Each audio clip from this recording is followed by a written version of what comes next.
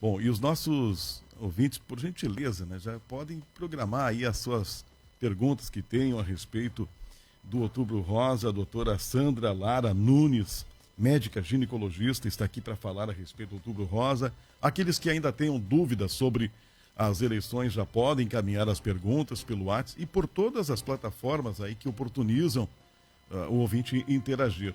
Temos já ouvintes aqui na nossa timeline, em seguida a gente já manda um abraço e registra. Mas eu tenho o prazer de receber a doutora Sandra Lara Nunes, que vai falar de um assunto importantíssimo, que é o Outubro Rosa. Bom dia, doutora. Prazer recebê-la. Muito obrigado. Todo ano eu bato ponto, né, em outubro aqui na Acústica, sempre falando sobre Outubro Rosa. Eu trabalho em Camaquã há 23 anos e a parte de prevenção é uma parte que me cativa muito. Eu acho mais importante a gente promover saúde do que tratar a doença. Certamente. Né? E o Outubro Rosa é exatamente isso. É um mês de conscientização, né? É um mês de campanha. Eu sempre gosto de começar com a seguinte frase: outubro não é o mês de fazer mamografia. Outubro é o mês da gente conscientizar as pessoas da importância da mamografia. É o mês da gente desmistificar os tabus que as pessoas ainda têm em relação ao exame. Né? Porque não ia dar certo se todas as camaquenses resolvessem fazer mamografia no mês de outubro, né? Não ia dar para todo mundo executar o exame. Então, o outubro é um mês mesmo de conscientização. Outubro Rosa começou em 1990 em Nova York, apenas como era a corrida da cura, né? Pacientes que tiveram câncer e se curaram de câncer fizeram uma corrida, todas vestidas de rosa, em alusão à luta contra o câncer de mama. De lá para cá, né, nesses 20 e poucos anos, 30 anos, foram surgindo outros tipos de manifestação para esse mês. Né? Iluminação de prédios, palestras, entrevistas, divulgar informações, mostrar para os pacientes qual o acesso que a gente tem aos exames. Então, essa é a importância do mês. Né? É um mês de conscientização. Não é o mês para a gente fazer os exames. Nós temos mais 11 meses durante o ano para fazer prevenção. Mas esse é o mês de engajamento. E quais as ações que estão previstas para o Outubro Rosa? Eu, particularmente, sou voluntária da Liga Feminina de Combate ao Câncer de Camaquã. Né? Eu sou voluntária do Departamento de Prevenção. Então, esse é o mês que nós, do Departamento de Prevenção, trabalhamos mais, vamos dizer assim. A gente é convidado para dar palestra em escolas, a gente leva essas informações aos diversos lugares que nos chamam. A Liga, posso falar pelos eventos da Liga, hoje, né? Agora daqui a pouco eu estou indo para lá, para o Macla Mix, a gente tem a ação do Sábado Solidário, né? Arrecada leite para cestas básicas dos assistidos. Os assistidos da Liga são as pessoas que têm câncer, não necessariamente câncer de mama, e recebem uma assistência. Né? E essa assistência, ela é bem abrangente, não é? Todos os tipos de câncer, pacientes em tratamento, em diagnóstico e em recuperação. Tá? Hoje eu não vou saber o dado exato, se as gurias quiserem me mandar. Até mesmo psicológico, não é? Também. Que é muito importante. Também. Então, por isso que a Liga tem diversos departamentos. Né? Tem o departamento social, que faz os eventos, tem o departamento de assistência, que é o que está trabalhando hoje na arrecadação das cestas básicas e de todos os itens para a cesta básica. Hoje, especificamente, a gente está recebendo doação de leite ali no Macla Mix, das 9 às 16 horas. Existe o departamento de assistência, faz isso que eu já disse, o de prevenção, que é o que eu pertenço, que faz essas ações. Né? Inclusive, o meu departamento, no dia 29 de outubro, o último dia de todas as ações da Liga em relação ao Outubro Rosa, a gente vai encerrar com o Open Liga. A segunda edição do Open Liga. O ano passado a gente já teve, que é uma tarde de eventos na frente do prédio da Liga, ali na Maranincha, esquina Presidente Vargas, onde a gente vai ter música, bazar, o ônibus da Prefeitura, a Prefeitura de Camaquã é nossa parceira para a gente fazer prevenção, aferir pressão, glicose, ensinar o autoexame de mama. Então, essas são algumas atividades que a gente tem. Em relação à realização dos exames, a gente não tem nada de especial em aumentar o número de exames no mês. Uma das coisas que eu conversei com a Secretaria da Saúde, até para trazer essa informação para vocês, O SUS, ele cobre 178 mamografias por mês. Tá? Sempre sobra. E isso é algo muito importante a gente comentar. Sempre sobra mamografia.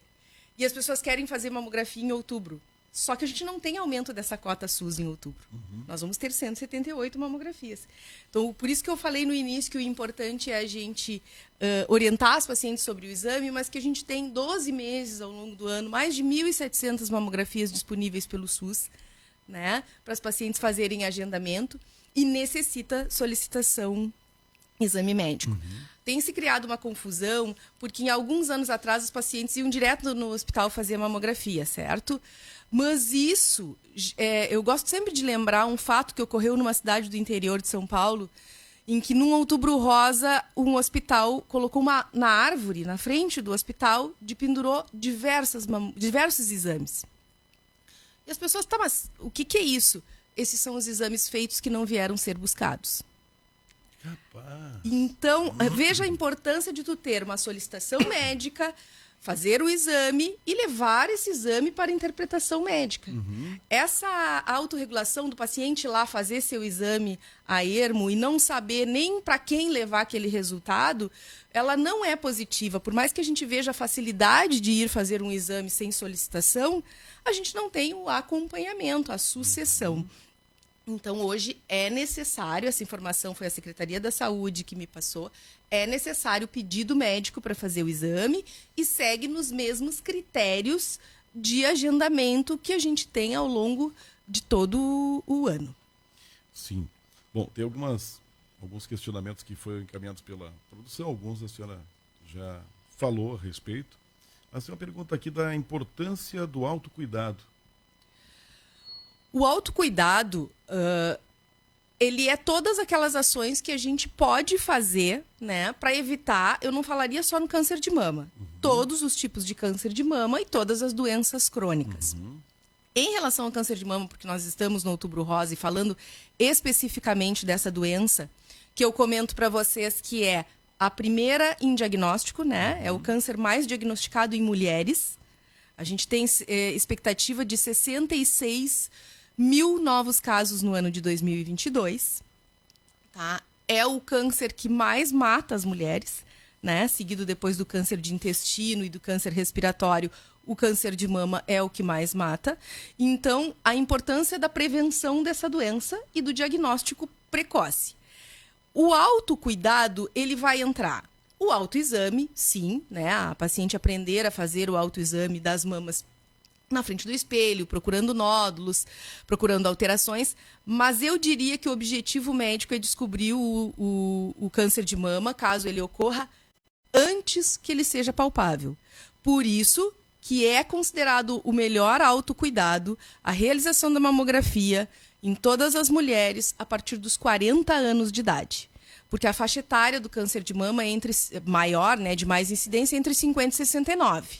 Então, a partir dos 40 anos, já está indicado realização de mamografia anual. Essa recomendação é da Sociedade Brasileira de Mastologia. Controle do peso, né? A obesidade e o sobrepeso são fatores de risco para câncer de mama. Então, alimentação saudável, evitar industrializado e ultraprocessado, beber bastante água, aquelas recomendações que todo mundo sabe. Praticar exercício físico. E esses fatores de autocuidado são os únicos fatores de prevenção que a gente pode mudar a nossa condição ou o nosso risco, né? E assim, o que a ciência diz a respeito de ser o porquê que a pessoa que está com sobrepeso pode ter o câncer de mama?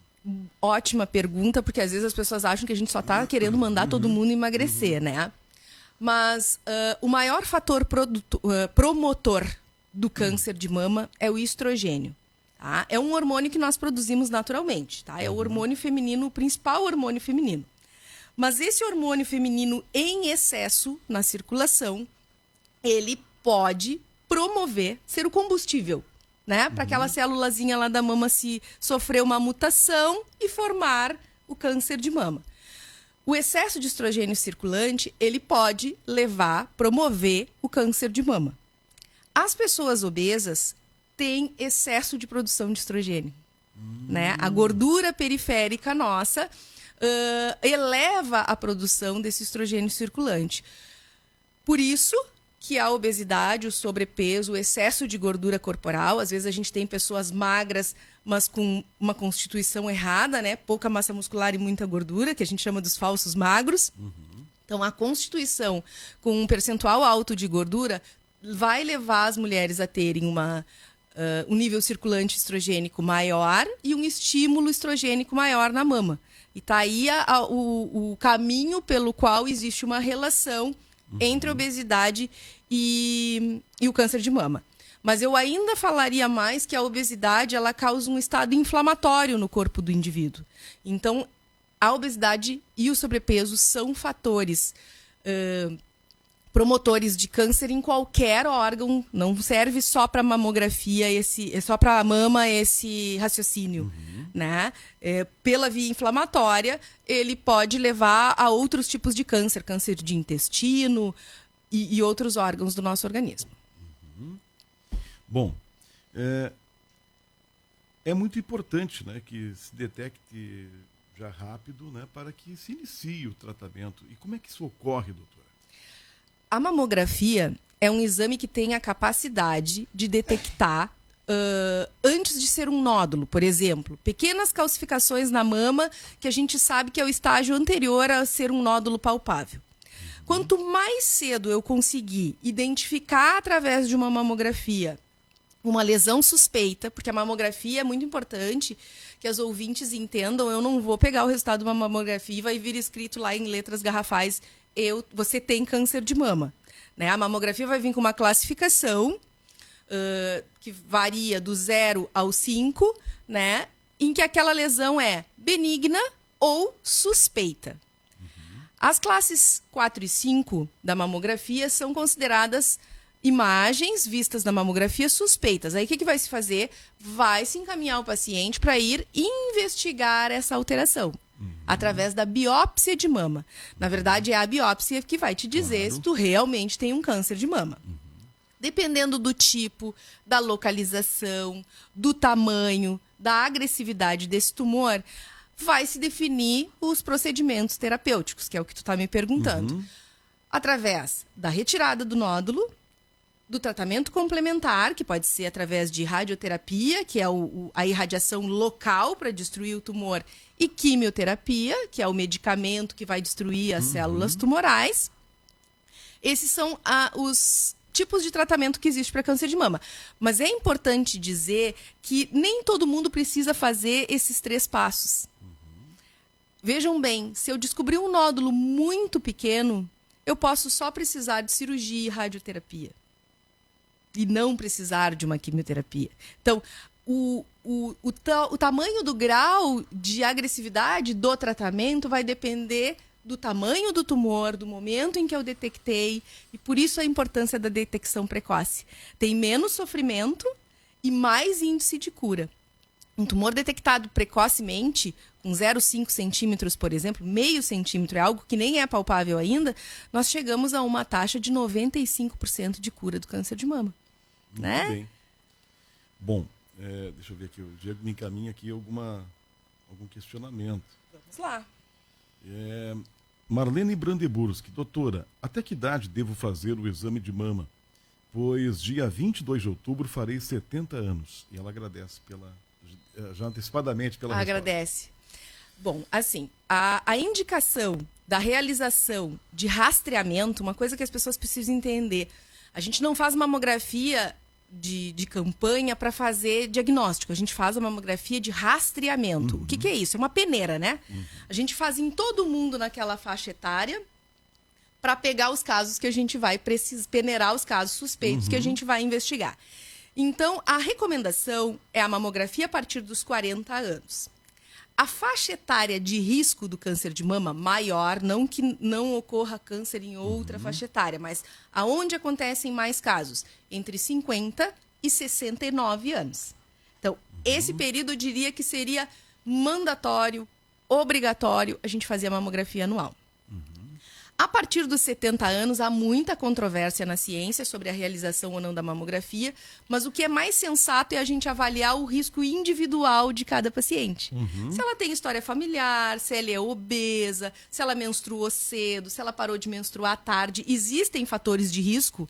E aí a gente decide se a gente vai continuar fazendo mamografia além dos 70 anos ou não, baseado no risco individual. Aí não é uma recomendação, correto, né? Claro, aí não é uma recomendação geral, né? Não há uma receita de bolo. Exatamente. A gente tem um grupo que a gente sabe que a gente vai ter que rastrear mesmo. Entre 50 e 79 todos os anos, e hoje a gente já recomenda começar a fazer mamografia 10 anos antes. 40, porque a gente está tendo casos, não é a maioria, isso é muito importante. A gente às vezes vê meninas de 27, 30, 32, e aí todo mundo se apavora. Isso é a raridade, isso é a exceção. Tá?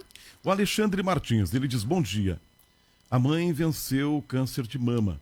Que todas as mulheres façam o exame para se salvar. Bom dia a todos. Alexandre Martins. Ótima a tua colocação, Alexandre. Eu acho que é essa mensagem que a gente tem que deixar para as pacientes. Existe tratamento, existe cura. Mas a gente também precisa fazer com que as mulheres entendam que elas têm que perder o medo de um exame, que tem um mito muito grande sobre ser muito doloroso, porque aperta a mama, porque se eu não tenho nada eu vou fazer a mamografia e vou ter. São frases que a gente ouve muito, né? E na verdade é um raio-x da mama, que precisa sim de uma certa compressão, mas que tem uma capacidade de ter uma acurácia de verificação de doença que previne morte e leva a gente a histórias como a do Alexandre, como a da mãe do Alexandre, né? Que é a cura do câncer de mama.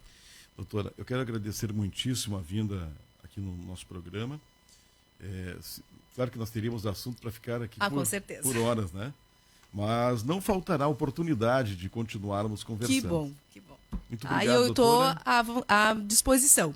Só queria fazer um último comentário que eu acho que faltou quando a gente estava conversando, para lembrar os pacientes que durante a pandemia da Covid-19, principalmente de março de 2020 até dezembro de 2021, onde a gente teve restrição de serviços, houve uma queda na realização dos exames preventivos, compreensível. A gente chegou a fazer apenas 20% do número de exames que era feito. É muito importante dizer que nós não vamos ter mais câncer de mama por causa disso. A incidência, a ocorrência será a mesma. Mas a gente pode ter um susto agora aí na frente de diagnósticos mais tardios e de maior mortalidade. Então, eu chamo todas as mulheres em idade hábil a fazerem seus exames para que a gente possa fazer prevenção. Muito bem. Doutora, obrigado pela sua participação. Agradeço, Albert, pela oportunidade.